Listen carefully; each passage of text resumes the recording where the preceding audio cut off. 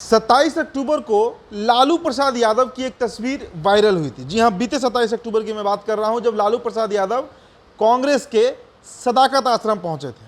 वहां पर उनको सोने के मुकुट से उनका अभिवादन किया गया।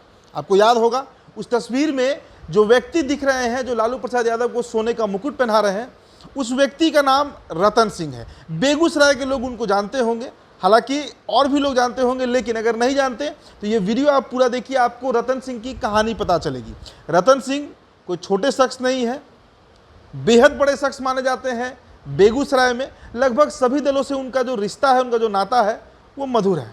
मतलब उनके जो दामाद हैं रजनीश सिंह, वो बीजेपी से लोकसभा का टिकट चाहते हैं और रतन सिंह महागठबंधन से लोकसभा का टिकट चाहते हैं। तो आप सोचिए कि उनकी कहानी कितनी दिलचस्प होगी। बाहुबली है, भूमिहार है।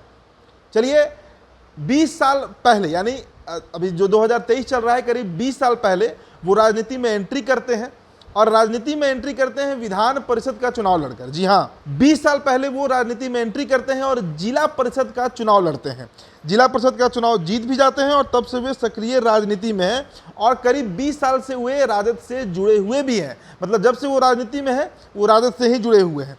इसके बाद वो बजाते जो चेयरमैन का पद होता है, उसका चुनाव लड़ते हैं और उसमें सीपीआई जो कम्युनिस्ट पार्टी है, उसके खिलाफ बीजेपी और आरजेडी दोनों का वो समर्थन पाते हैं और चेयरमैन बन भी जाते हैं। इसके बाद उनकी जो पत्नी है, वो भी डिस्ट्रिक्ट बोर्ड चेयरमैन बनती है।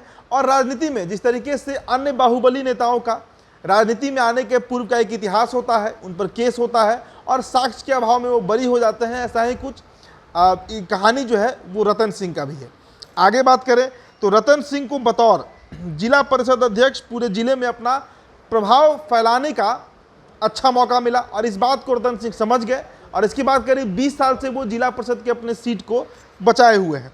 जब रतन सिंह राजनीति में आए, उस समय श्री नारायण यादव आरजेडी में एक बड़े नेता थे और उनको बेगूसराय में गार्जियन कहा जाता था, बेगूसराय का। तो दूसरी तरफ भोला सिंह थे, जो पहले निर्दलीय, फिर सीपीआई, फिर जदयू के रास्ते होते हुए बीजेपी से 2009 में चुनाव भी जीतते हैं, आपको याद होगा, बेगूसराय से।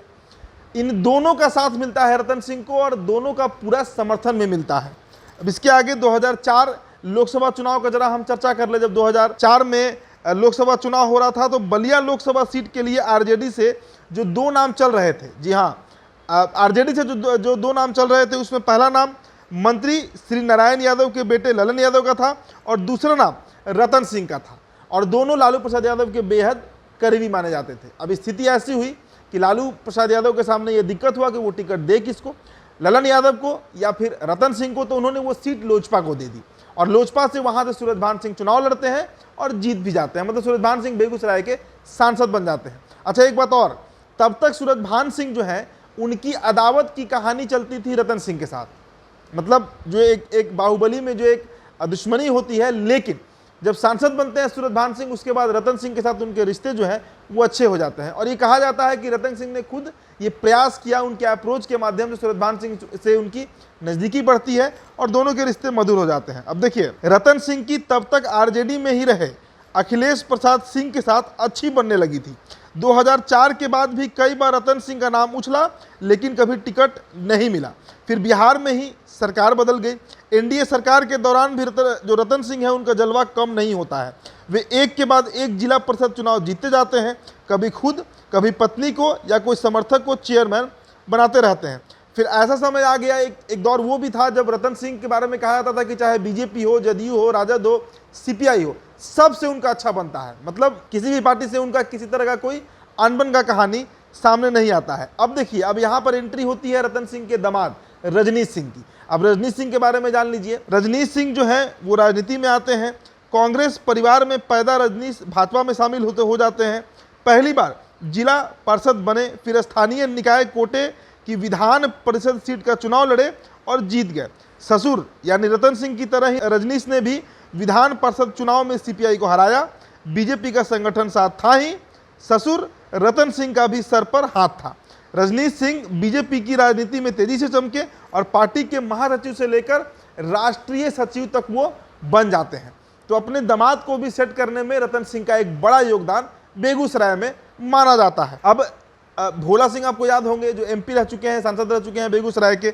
उनके निधन के बाद 2019 में एक अनुमान लगाया जा रहा था कि रतन सिंह के दामाद रजनीश सिंह को बीजेपी टिकट दे सकती है, लेकिन जैसे ही गिरिराज सिंह के नाम का ऐलान होता है, ये बात स्पष्ट हो जाता है कि अब गिरिराज सिंह को, मतलब गिरिराज सिंह जो है वही चुनाव लड़ेंगे और रजनीश सिंह का कहीं कोई चांस नहीं। हालांकि देखिए, अब 2024 की बात करें तो गिरिराज सिंह का टिकट कटने की संभावना कम लग रही है और बीजेपी से कैंडिडेट रजनीश सिंह बनाए जाएंगे इसका उम्मीद कम है, लेकिन रजनीश सिंह इसके लिए जोर लगा रहे हैं। जी हाँ, टिकट की रेस में रजनीश सिंह का मुकाबला राज्यसभा से जो सांसद है राकेश सिन्हा भूमियारी है, और ये वो भी इस बार बेगूसराय में डटे हुए हैं, वहां पर अपना खूंटा गाड़े हुए हैं, क्योंकि वो भी लोकसभा चुनाव लड़ना चाह रहे हैं। तो रजनीश सिंह और राकेश सिन्हा के बीच तकरार की कहानी अक्सर सामने आते रहती है। इसके अलावा रतन सिंह भले ही भाजपाई नहीं हुए हों, लेकिन अगर दामाद रजनीश सिंह को टिकट दिलाने की बात आएगी तो बीजेपी से उनके संबंध ऐसे हैं कि वे भी पैरवी कर सकते हैं। अब देखिए, ससुर दामाद का राजनीतिक समीकरण जिला में हमेशा चर्चा का विषय बना रहता है। दोनों एक दूसरे की मदद करे या ना करे, लेकिन एक दूसरे का रास्ता नहीं काटते हैं। इन सब के बीच जो सबसे महत्वपूर्ण बात है कि 2024 लोकसभा चुनाव में ये बात चल रही है कि बेगूसराय सीट महागठबंधन में कांग्रेस को जा सकती है। कांग्रेस वहां से कन्हैया को लड़ा सकती है, कन्हैया 19 में भी लड़े थे, लेकिन राजद उनको हराने के लिए तनवीर हसन को खड़ा कर देती है। अब इस बार लालू फिर नहीं चाहेंगे कि कन्हैया वहां से प्रत्याशी बनाए जाए। ऐसे में अगर ये सीट सीपीआई को गई या राजद को गई तो ये बात तय माना जाना चाहिए कि वहां से रतन सिंह प्रत्याशी हो सकते हैं। और जिस मुकुट का मैंने चर्चा वीडियो की शुरुआत में किया था, उसका कनेक्शन लोकसभा सीट से बनते हुए दिख रहा है, क्योंकि लालू प्रसाद यादव और रतन सिंह का रिश्ता उस स्टेज पर दिखा, उस मंच पर दिखा जहां रतन सिंह उनको सोने का मुकुट पहना रहे थे। तो अब सवाल यही है कि अगर बीजेपी से रजनीश सिंह को टिकट मिल जाता है, जिसकी संभावना कम है लेकिन एक संभावना है भी कि उनको ये टिकट मिल सकती है, अगर गिरिराज सिंह का टिकट कटता है तो क्या ससुर और दामाद आमने सामने लड़ेंगे बेगूसराय में? ये बड़ा सवाल है। मतलब महागठबंधन की तरफ से रतन सिंह लड़ सकते हैं और एनडीए गठबंधन बीजेपी के जो टिकट पर रजनीश सिंह, जो कि रतन सिंह के दामाद हैं, वो चुनाव लड़ सकते हैं। तो फिलहाल इस चर्चा में इतना ही। बहुत बहुत शुक्रिया।